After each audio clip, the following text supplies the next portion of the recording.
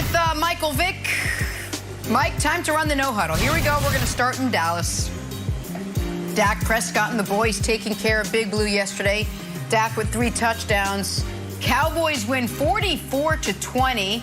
They improved to 4-1 on the season. For the Giants, brutal day for them. Daniel Jones, Saquon Barkley, Kenny Golladay all knocked out of the game with injuries.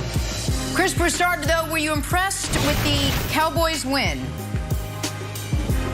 I was, Jenna. You know, and some people might look at, oh, it was 10-10 at one point. It was 17-10, I think, at halftime and not be impressed.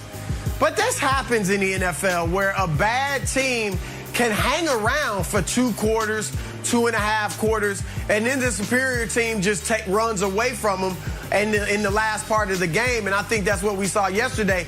I don't see how you cannot be impressed with the Cowboys. The run game, I mean, Ezekiel Elliott, Nick, you got to do it today on national TV. You owe Ezekiel Elliott an apology. You said he was washed. You said he was not thunder and lightning with Tony Pollard like I've been insisting. You called him a distant rumble way off in a faraway land. He is thunder.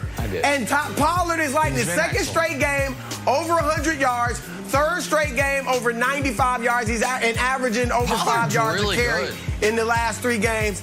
Pollard, Zeke is the man. I actually would like to see them. I want to see them throw it a little more. Maybe they shouldn't, but Dak still manages 302 yards, 3 touchdowns. But I still want to, with that receiving core, I'd like to see him throw it a little more. But they got a nice formula, and the defense has gotten to the point where it's mediocre. It's a mediocre defense, which is good enough when that offense is that strong. I think. Okay. It's good enough for that offense. Let me address everything Broussard said.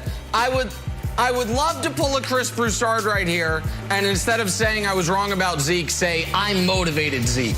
My commentary is why he's running that hard, but I don't believe that. I think, listen, I may have written Zeke off too early, and I think part of what happened was I saw that Tony Pollard was looking so much better than Zeke, and I didn't even allow for the thought, maybe that's because Tony Pollard's excellent. I was like, well, Tony Pollard's a replacement-level running back, and he looks better than Zeke. Maybe it's that Tony Pollard's like a 9 out of 10, and so Zeke was not as good as him, but was still an 8 out of 10. But regardless of what that is, the offense, Mike, looks sensational. Dak looks like he never missed a week, let alone nearly a year. And Trayvon Diggs, they kept targeting him yesterday. He almost had 3 picks. He came down with 1. That's 6 picks in 5 games. Mike, it's a sad play because Daniel Jones got hurt on it. But the way they stoned Daniel Jones on the goal line, it was the 3rd straight play from 1st and goal from the 1. The Cowboys got to stop. To me, Mike, you can make a case this morning that the Cowboys are the best team in the NFC.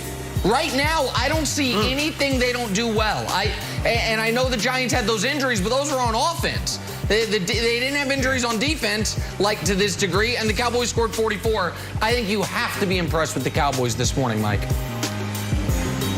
Yeah, I don't know if you motivated Zeke or we motivated Mike McCarthy to start running the football more. Whatever the formula is right now, Pollard and Zeke are getting it done, and it's making everything else easier for Dak and the rest of the offense to operate. And then when you look at the defense, I mean, these guys are must-see TV right now. I want more of the Cowboys. I want to see more of what they got to offer, especially after what we seen last year. And it's good to see that these guys are striving and doing some really good things and putting an immense amount of pressure on defenses. The offense is coming to play each and every week, and I couldn't be more proud of the Cowboys right now. I just hope they stay on the right track. And their schedule, good stuff. My goodness, their schedule, Jenna, allows for them to really, really stack up some victories over the next month. They easily could be 7-2 at worst, 8-1 maybe over the next 4. And on the pain of defeat, his feet hurt. They're embarrassed by it. We didn't play well, and so we all are. I mean, that's.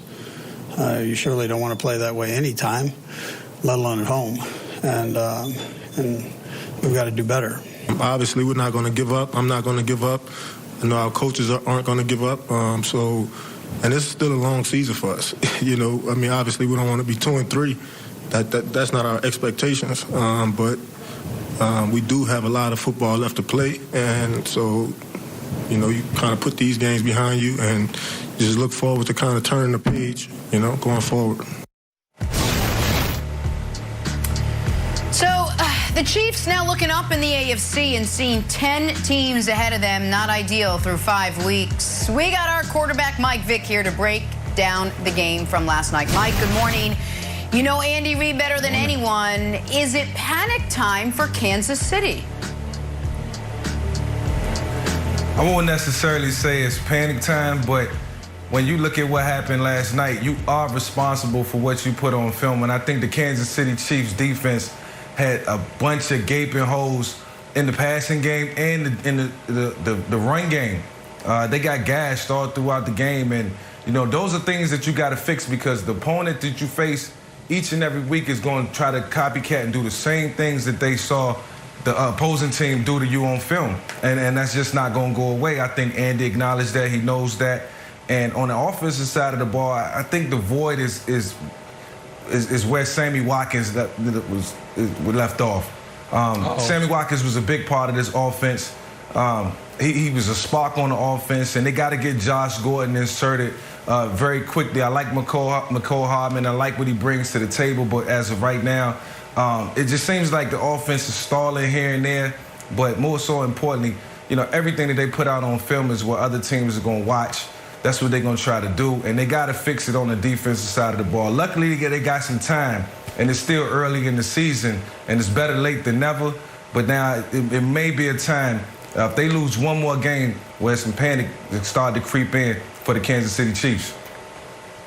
Well, and listen, the Chiefs are not playing just to make the playoffs, right? They're playing to try to compete for and win a Super Bowl. Right. And in addition to that, they historically have been playing for the 1 seed, the bye, and home field advantage. I don't think the 1 seed and the bye, and there's only 1 bye these days, are officially dead, but they're basically dead. Given the fact they still have the Packers, they still have the Cowboys, they still have the Chargers again. They have 4 games against the Raiders and Broncos. Now, I don't think the Raiders and Broncos are good, but those aren't walkover wins. Even if the Chiefs turn it around, you probably say 12-5 is the best case scenario for the end of the year record. Maybe 13-4 if they get red hot. And that's not going to be enough to get the bye when you already don't have the tiebreaker with the Chargers, the Ravens, and the Bills. So in that regard, if their plan was to be at home for Arrowhead and not have to play the first week of the playoffs, they should panic a bit. But as far as being able to start stacking victories, Vic, here's my question for you before Broussard jumps in. It was pretty obvious to me what Buffalo was doing yesterday. They were daring the Chiefs to run the football and daring the Chiefs to take short yards, and the Chiefs wouldn't take them up on it. When they played the Bills a year ago in the regular season, the Chiefs ran the ball 50 times for 250 yards. And I wonder if the reason they didn't do that again this week or last night was actually because of the defense. Was because the offense felt like we have to press because we expect our defense to give up big plays. When you were on teams with elite offenses but really shaky defenses, did the problems on the defense ever start to affect your decisions on the offensive side of the ball? Because that's what I saw last night. Yeah, it was one season in 2011. We was in that type of predicament, and we made some changes on the defensive side of the ball with our defensive coordinator, and, you know, we felt the pressure to score points, a lot of points each and every week. We gave up almost 28 points a game, so we came into the game knowing that we had to score 31 or better. And that's just not a good feeling for the offense because it doesn't allow you to get into a natural rhythm. Now you playing because you know you got to just play, you got to keep up with, you know, the opposing team and what they're trying to do. And as they score points, you got to score, you got to match them. And it's just uncomfortable. It's never a good feeling when you know you just can't play and run your offense, you know, the way you know you can run it.